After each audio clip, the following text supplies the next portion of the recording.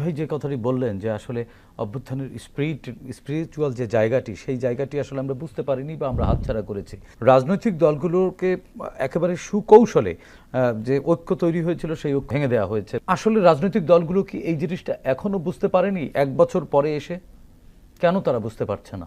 আমাদের সমাজের কিছু তাত্ত্বিক ক্ষমতালোভী অরাজনৈতিক ব্যক্তি ঢুকে পড়েছে। তারা তাদের চিন্তাধারা রাজনৈতিক বলয়ে বিভিন্ন গোষ্ঠী সৃষ্টি করে এখন আপনারা যা যা দেখছেন এগুলো কিন্তু সবই আসলে তাদেরকে এস্টাবলিশ করার জন্য। তার মানে কি রনিভের কথা অনুযায়ী এটা একটা লেট ফ্যাসিজম চলছে? অবধারিত।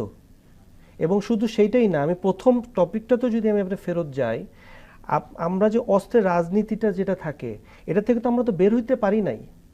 এই জন্য বের হতে পারি না। শেখ হাসিনার বক্তব্য শুনেন নাই?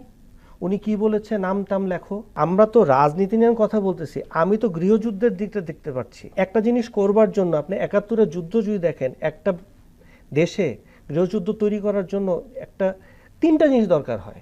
একটা হচ্ছে অস্ত্র, আপনি যে বলছিলেন এত অত্যাধুনিক অস্ত্র কেন আওয়ামী লীগের হাতে, ১।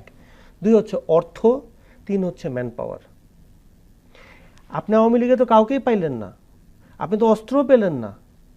তো সবাই তো এখানে ব্যাংকক গিয়ে বসে আছে, ভারতে গিয়ে বসে আছে। তাদের অর্গানাইজ করে কালকে যখন এই দোটানার মধ্যে তারা যে কালকে আসবে না, সাথে আরেকটা দেশ তাদেরকে মদত দিচ্ছে, তারা আগেও মদত দিয়েছিল। ইট ওয়াজ এ ট্রেনিং গ্রাউন্ড। আপনি এটা ঠেকাতে পারবেন?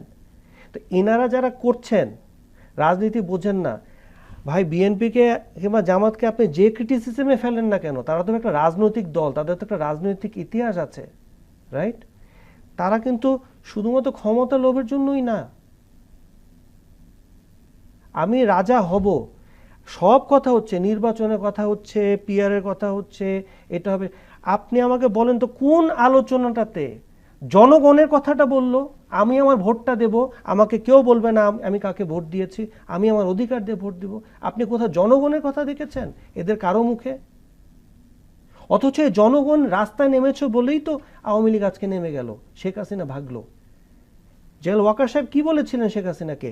এই দাবানলে মানুষ আমরা ঠেকাতে পারবো না। ঢাকা শহরে চারিদিক থেকে মানুষ ঢুকছে। এ মানুষকে ঢাকা শহরে ৩ কোটি মানুষ থাকে না? প্রতিটা মানুষ রাস্তায় নেমে গিয়েছিল। সেই মানুষগুলো কারা ছিল? সাধারণ মানুষ। তারা তো যার যার কাজে চলে গেছে, রাইট?